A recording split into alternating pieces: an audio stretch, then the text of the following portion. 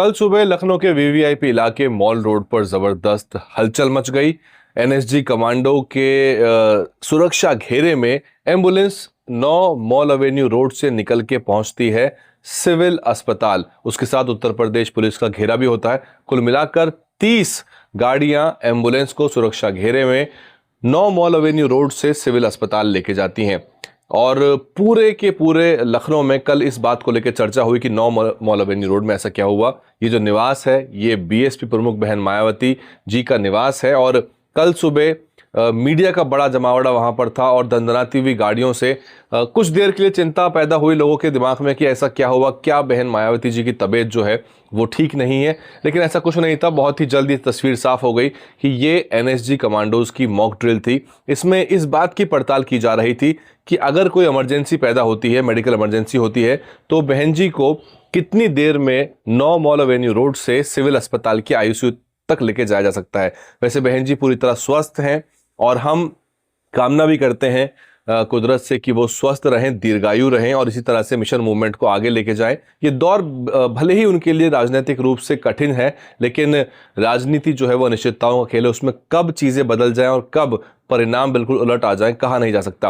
ये mock drill कई लिहाज से महत्वपूर्ण थी।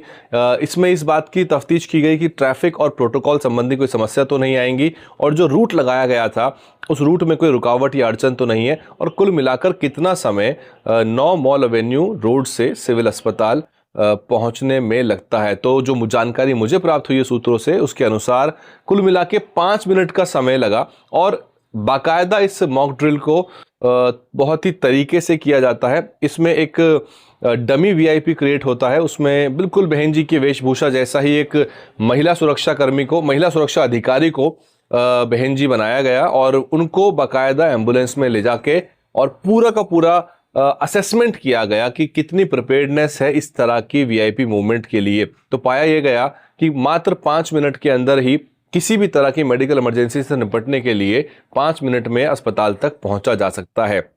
बहुत सारे लोगों में जो तस्वीरें निकल के आई और जब तक लोगों को मॉक ड्रिल के बारे में नहीं पता लगा या जो थंबनेल या फिर जो यूट्यूब के वीडियोस थी उसमें एक सस्पेंस क्रिएट हो गया और लोगों में एक बार तो चिंता और सिहरन दौड़ उठी कि क्या बहन जी की तबीयत वाकई में ठीक नहीं है। लेकिन खबर अच्छी ये है कि बहन जी स्वस्थ हैं हर तरह से। हालांकि पता ये लगा है कि ये जो मॉक ड्रिल हुई थी ये बहन जी की सुरक्षा टीम की तरफ से ही इसको रिक्वेस्ट किया गया था।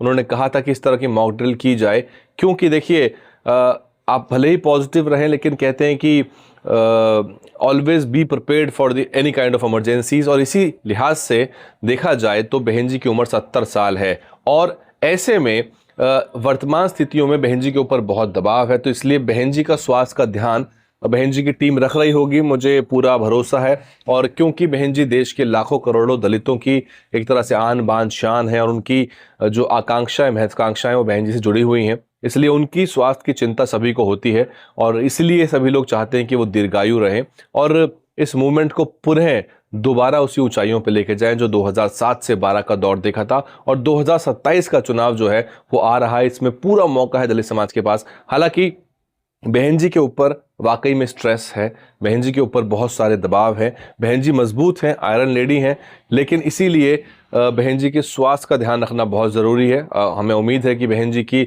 सारे वाइटल्स की मॉनिटरिंग हो रही होगी। 70 साल की उम्र कोई कम उम्र नहीं होती और राजनेता जो होते हैं उनका जीवन संघर्ष भरा होता है, इसलिए उनको बहुत सारी स्वास्थ्य संबंधी दिक्कतें हो सकती हैं। लेकिन जिस तरह का बहन जी की बॉडी लैंग्वेज हम लगातार देखते हैं उससे साफ समझ में आता है कि बहन जी जो है वाकई में स्वस्थ हैं और वाकई में बहुत ही क्षमता के साथ, बहुत ही ताकत के साथ हर किस्म की मुसीबतों को वो झेल रही हैं। अभी जो पारिवारिक समस्याएं आई जिसमें उन्होंने आकाश आनंद को निष्कासित किया, उस सब का दबाव भी उनके ऊपर पड़ा होगा। लेकिन बहन जी के दिमाग में कोई कन्फ्यूजन नाम की चीज़ है नहीं। बहन जी ने साफ कर दिया कि मेरे लिए परिवार, रिश्ते नाते कोई महत्व नहीं रखते, मेरे लिए पार्टी सर्वोपरि है। और बहन जी ने यह भी कहा कि जो काम करेगा वो आगे बढ़ेगा पार्टी में। तो ये बहुत साफ इशारा है। हालांकि राजनीतिक आंकड़े जो नहीं मिल रहे, जो लगातार सफलताएं नहीं प्राप्त हो रही और बहन जी को धोखा देने वाले नेताओं की लंबी फहरिस्त है जिसमें जाटव समाज के नेता भी मौजूद हैं। ऐसे में बहन जी के ऊपर सामाजिक, राजनीतिक और पारिवारिक जो समस्याएं हैं उसका प्रेशर ज़रूर होगा, इसलिए बहन जी के स्वास्थ्य का ध्यान रखना बहुत ज़रूरी है। और शायद हो सकता है कि ये जो ड्रिल है इन्हीं किसी संभावनाओं को ध्यान में रखते हुए की गई हो, क्योंकि बहन जी इस समय बहुत सारी समस्याओं से जूझ रही हैं, इसलिए समय है बहन जी के साथ खड़ा होना और बहन जी के हाथ मजबूत करने का। हम लोग भी अपनी कवायद कर रहे हैं 2027 में समूचे दलित समाज को कोई कोर कसर नहीं छोड़नी चाहिए, ताकि आपकी जो भी संभावना पैदा हो सकती है विधायकों की संख्या बढ़ा के पूर्ण बहुमत तक पहुंचने की।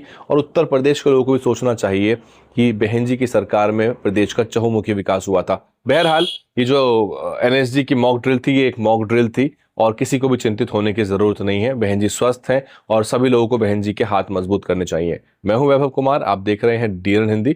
दोबारा हाजिर होंगे, एक और विश्लेषण आपके सामने लेके आएंगे। डीएनएन हिंदी को सब्सक्राइब करने के लिए दबाएं लाल रंग का सब्सक्राइब बटन और घंटी का बटन दबाकर ऑल नोटिफिकेशन पर क्लिक करें। चैनल को जिंदा रखने के लिए नीले रंग का ज्वाइन बटन दबाकर चैनल को आर्थिक सहयोग करें।